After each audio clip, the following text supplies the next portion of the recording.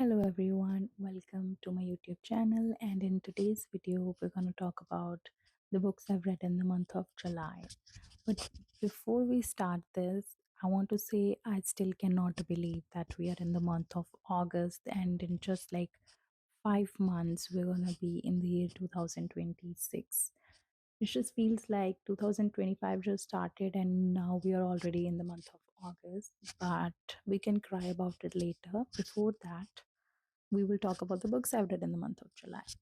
I think July was one of the best months for me when it comes to reading because I was reading like one or two books a month since this year started.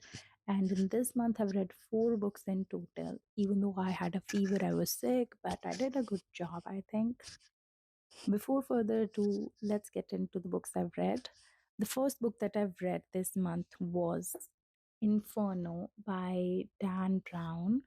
I've said this before and I'm going to say it again that I love Dan Brown. I love his writing. I love how his stories flow, how his characters, everything about his books. And another thing is he has like a lot of chapters, 100 plus chapters, and all those chapters are so small that you just want to be like, oh, what happened, what happened, what happened, and the story just goes.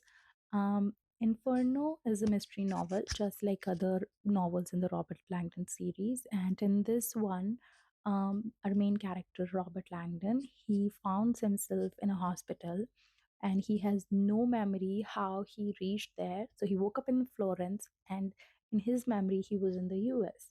And suddenly, when he woke up, he's like, oh, how come I'm here? He has no clue about it. And that's when story progress, where that's when he realized how the world is in a danger. There is this guy that's our main antagonist who has this obsession to like vanish the world population. He's like basically Thanos. He wants the world to be like gone. And there is not magical weapon, there is no snap, there are no magical stones, but there is a biochemical weapon that our main antagonists use. And he is a genius. He's a genius, but at the same time he's a huge fan of Inferno, Dante's painting, that he uses as his hint if somebody wants to solve it. And Robert Langdon, he's genius. He is expert in symbolism. So that's how story started. He got into some like deadly attacks. Some people wants to kill him because he knows how to solve the mystery. And that's how story progress. And there is one thing about Robert Langdon's books is that you shouldn't be trusting the person that you think you should be trusting. Like, if you'll be like, oh, I'm gonna trust this person, he or she sounds like the best person, they can help our main protagonist, they are not gonna help him. By end of like last few chapters, you'll be like, oh no.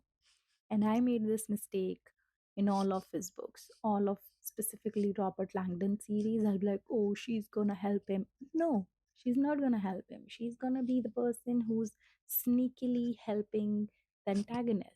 And I become stupid and fool four times so far because this is the fourth book in the Robert Langdon series. And if I'm gonna read the next book this month, and if I will use my teeny tiny brain to think like maybe it will not happen in the next book, maybe it will happen in the next book again.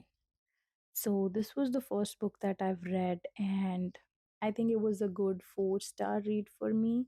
Not exactly 5-star, but 4-star. There were like some parts where I was just like feel detached from the story, but overall it was a great read. It was a very quick read. I think I finished in the 2 or 3 days because it was so fast paced and you don't want to put it back. The second book that I've read was actually an audiobook that I've listened. It was My Year of Rest and Relaxation by Utasha McFish.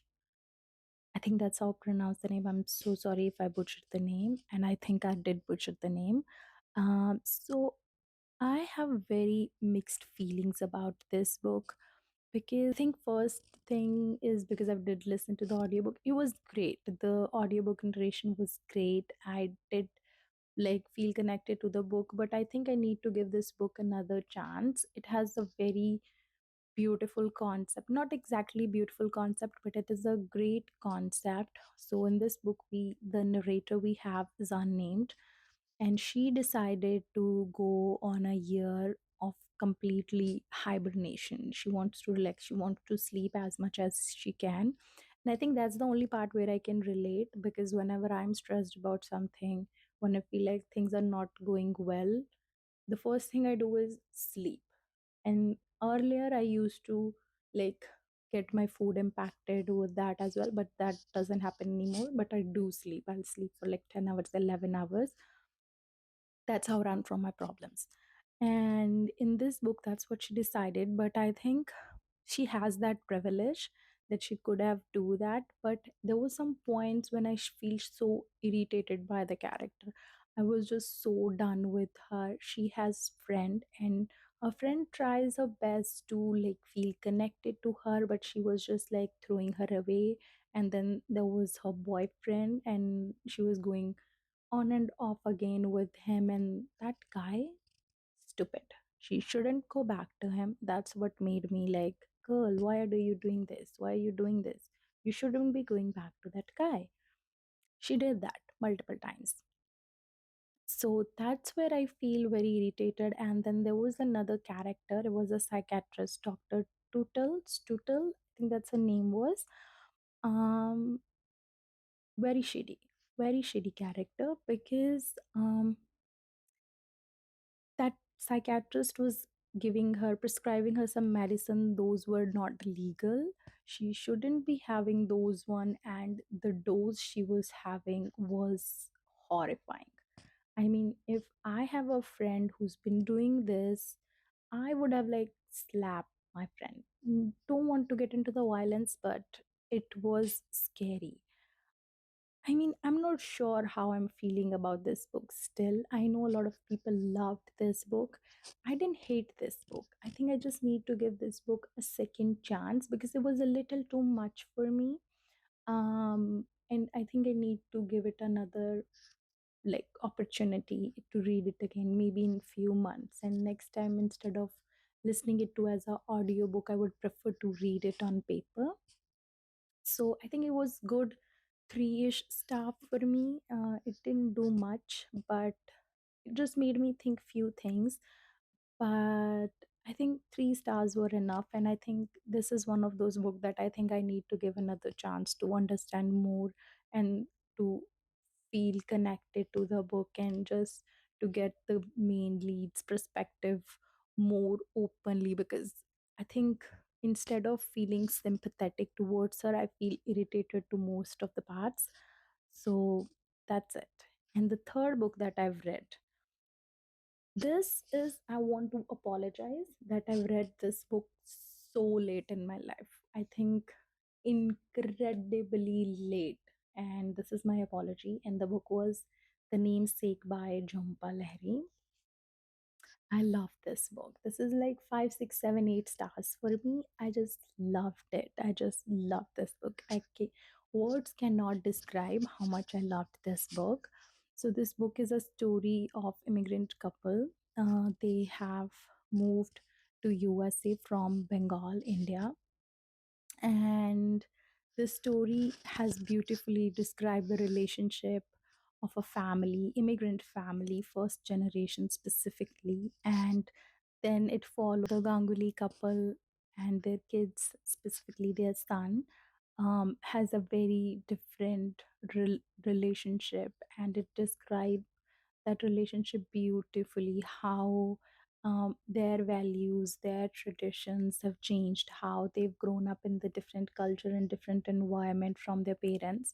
So I think it was a beautiful, beautiful book to read, and specifically to understand the relationship of first immigrant and their kids, and how, and the difficulties and the cultural shock they face.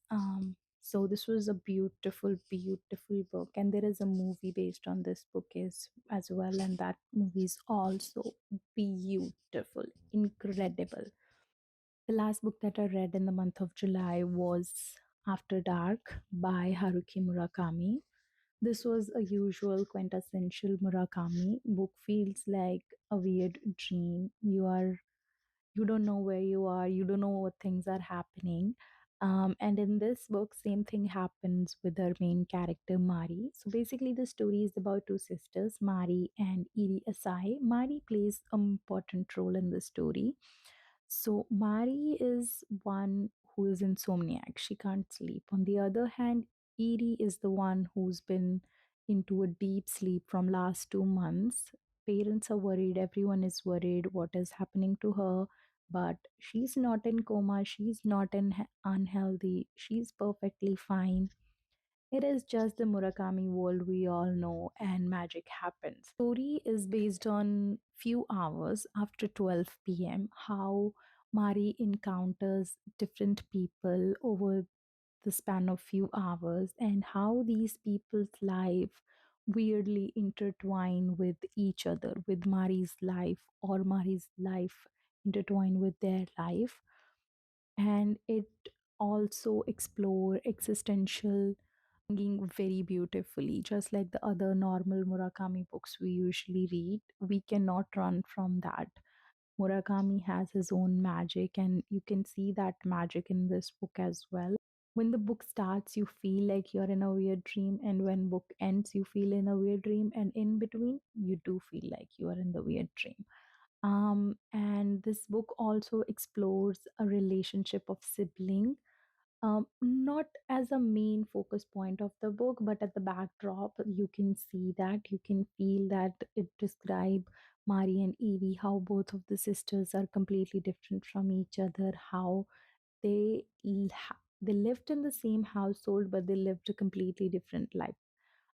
So that was After Dark, and it described its from its name, it described it's after dark. It's after 12 p.m., a weird night where the real life and the dreams collide, and just the Murakami magic happens.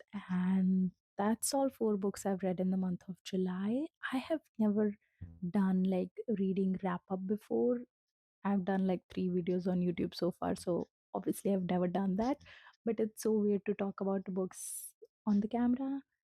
I talk about books much more, and unwantingly, I do give spoilers when I had to like keep my mouth shut and I like process everything. But I tried my best, and I hope you liked it. And have a happy reading. And I hope you enjoy last few weeks of the summer, because with the blink of an eye, we're gonna be in the fall. The leaves are gonna start falling. It's gonna be a different weather. It's gonna be a different mood. It's gonna be a different life. That's it. Have a great evening, morning, night, wherever you're watching from. I'll see you the next time. Bye.